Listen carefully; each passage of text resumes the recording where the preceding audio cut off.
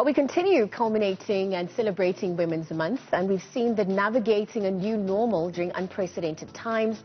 As the first black female CEO of Mnet and the current CEO of General Entertainment at Multichoice is a task that few could muster and embody. But one of those few is Yolisa Phahle. She joins us on our From ZA with Love feature today to chat about her new normal and beyond, of course, as a woman at the helm of business of media. Now, since her appointment, Phahle has been at the forefront of local content development, which has led to a more diverse growth in the viewership base for a global appeal, ultimately enabling the world to see South Africa as it really is. Now, she joins us on Weekend Dawn to reflect further during Women's Month. Yolisa, good morning. Thank you very much for joining us here on Weekend Dawn. Hi, Lisa. Great to be here, Liezle. Yeah. So we're looking at women who are flying the flag high for South Africa, and you've been very vocal about redefining narratives, owning our stories, and also making sure that our stories are told. I want to know, as the CEO of General Entertainment at Multichoice, and just looking at how intentional you've been about this being one of your core mandates, as you lead the organization. What's emerged since you came into this position back in 2014?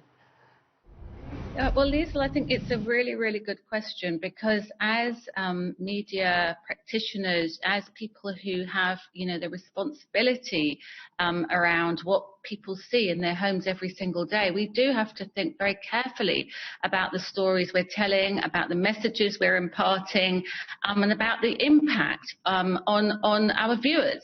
So for me, it really is a sort of multifaceted job, because obviously we've got to entertain people, we've got to give people stories that, take them away from their daily hardships, stories that represent the reality of their lives. And the reality is for many people in South Africa, life is very difficult. And on top of that, the reality is that for many women in South Africa, their lives are complicated and made even more challenging by some of the problems that we face in society. So as storytellers, we have to reflect this. And I think, many people will say that watching a show like The River is amazing from a female cast, from the characters that story is actually created. So whether it's Tumi, who was a female mechanic, which again in itself is something different, something unexpected, to her mother, who literally had the job of bringing up 3 children as a single parent, living in a shack with all of the challenges that brings, or whether it's Lindy Ware, who's this incredible businesswoman with lots of money and lots of power.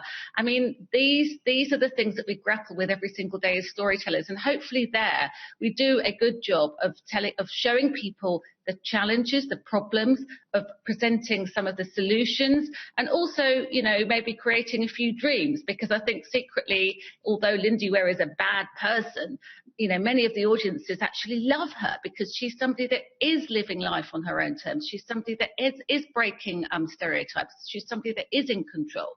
So it's complicated, but it's also fun, and I love it. Speaking of, life taking on a new normal during these unprecedented times, I mean, you've also had to navigate the organization and obviously find new ways of operating, learning, unlearning, relearning. I mean, as a woman who is at the helm of the business of media in South Africa during these unprecedented times, I mean, what are some of the learnings you've taken from and on the opportunities that have also presented themselves as we navigate this new normal? So I have to say that as my biggest job, and in many ways I think my most important job, is that of a mother. And I also have to say that, yes, I'm very fortunate to have an incredible job, which I am eternally grateful for, and also for the people that gave me the opportunity to do this job, because actually as women, we are still very much reliant, not just on our own hard work, but on somebody deciding that, that they will take a risk on us and give us the chance to show what we can bring to an organization. But having said all of that, the toughest job of my life, and the toughest job, I think, of many women's lives, is that of bringing up children.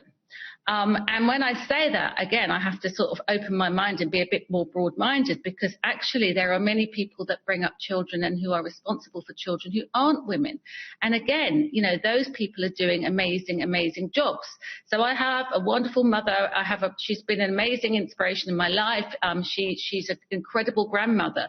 But the reality is, as a child, my sister and I lived with our father, and he brought us up, and he did our cooking, and he had to braid our hair, and he had to help us get dressed and make sure we had clean, ironed clothes to go to school in the morning. So he wasn't a mother because he wasn't a woman, but he did the job of bringing up children, and that is an incredibly difficult and an incredibly important job. It definitely takes the community to raise the village, but I want to look at the paradigm shifts that have happened in society, that has also happened in the organization since you came at the helm of it. I mean, ultimately, what do you value the most about being a woman in this day and age? I think, you know, we do live in amazing times. I think that, you know, the reality is that there still isn't equal representation of women at every single level in society, and there should be. But having said that, and having been committed to making sure that I play my part, and also fortunately working for an incredible organisation with a CEO in Kelba Mawela, who feels very much the same as I do, and is actively driving, you know, this agenda.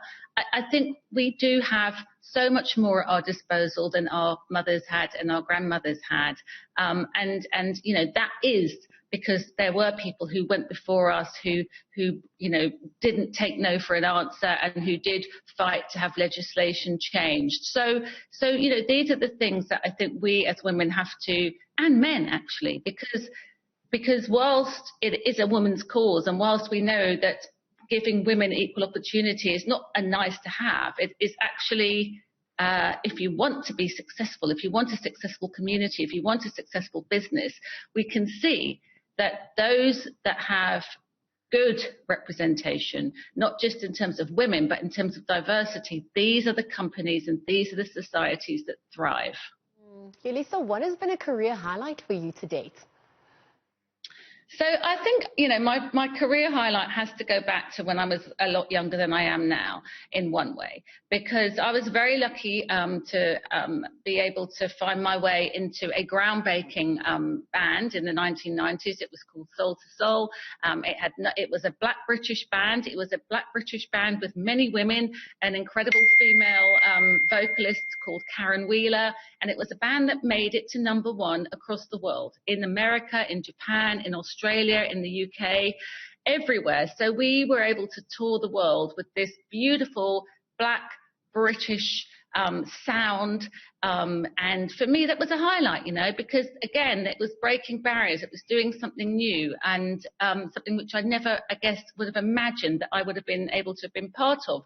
But actually that, I think, in many ways laid the foundation for the work that I do now, because it was through touring the world as a musician, appearing on TV, playing live concerts, that I began to understand the importance and the responsibility that media has in people's lives. And in many ways, I found my way from being a musician and from playing at, you know, Radio City and Hello Cleveland and MTV Awards. That was what took me into the broadcasting environment, and, you know, running entertainment for Africa's #1 entertainment platform, you know, being able to make sure that we tell local stories in local languages, that we create amazing characters, that we change people's lives, that we pay massive taxes in every jurisdiction and country that we operate in. That is, you know, without doubt, another highlight of my career. Your life sounds like that of a rock star, and I'm definitely challenging you to a karaoke session when you get back. But I ultimately want to look at some of the latest offerings that is on the cards. I mean, obviously now we're in lockdown level 2. We've seen some of the showcasing offerings that have been highlighted on the channel. What does this new normal look like for DSTV Multichoice Group at large? Well, you know, in some ways, our strategy remains as it always was. As I said, we want to be Africa's #1 entertainment platform. We want to be the people that are the most loved African storytellers, both at home.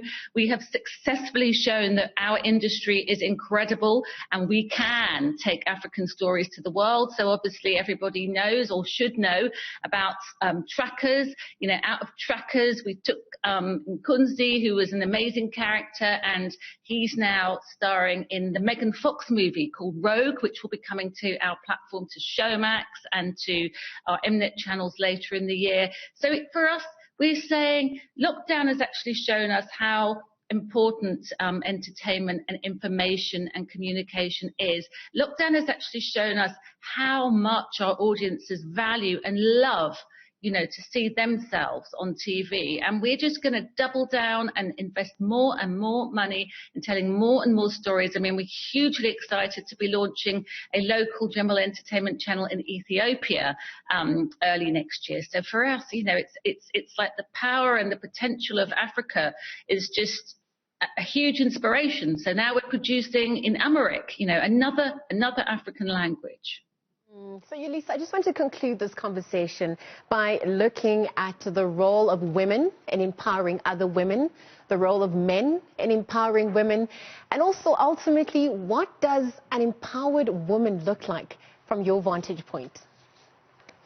So, yeah, I mean, what does an empowered woman? Well, this week I actually have a new fan. So I'm always looking as well to see who are, you know, not just who are the people who are changing the world, but I'm particularly interested in who are the women. So with the arrival of Kamala Harris as Joe Biden's potential vice president, you know, this for me was hugely exciting because here is a incredibly accomplished woman, you know, a well-qualified woman who has had an illustrious career. You know, she is a prosecutor. She is a mother. You know, she was born of immigrants to America, and she's been able to rise through the ranks and break through these glass ceilings. And, you know, she represents strong female leadership to me, you know, and I intrinsically and intuitively support her and want to know more about her. But I mean, of course, there are other people in our industry. If I think about Shonda Rhimes, if I think about Kerry Washington, who was the producer and one of the lead actors in that show we had on Mnet recently called Little Fires Everywhere. These women are everywhere. And if I look closer to home and I look at people, you know, who are younger than me, you know, Nonzama Mbeta, Tuso Mbedu, Kelly Kumalo, who incidentally has an amazing show telling her story as a woman on Showmax right now. These are incredible examples of female leadership. And I think one of the most interesting things, before I finish, about this dreadful COVID-19 that the world has had to endure is that it has been, in my view, the women leaders who have been in many ways most effective at managing this crisis. I mean, if you think about Jacinda Ardern in New Zealand, if you think about Angela Merkel in Germany, I mean, these are women leading, you know, very successful countries and economies, and they seem to have been able to manage this pandemic with minimal loss of life and minimal impact incredibly, in my opinion, more effectively than some of the men in the world. All right, Yolisa, I'm also going to, on that note, thank you for leading by example, for being that mirror for us here back at home, and for walking your talk. I'm wishing you all the best for the rest of Women's Month, and thank you for flying the flag high for South Africa. Thank you, Liezle. Of course, I was the CEO of General Entertainment at Multichoice Group, Yolisa Phahle. Now, as we continue to honor women flying the flag high, she joined us here on Weekend Dawn this morning.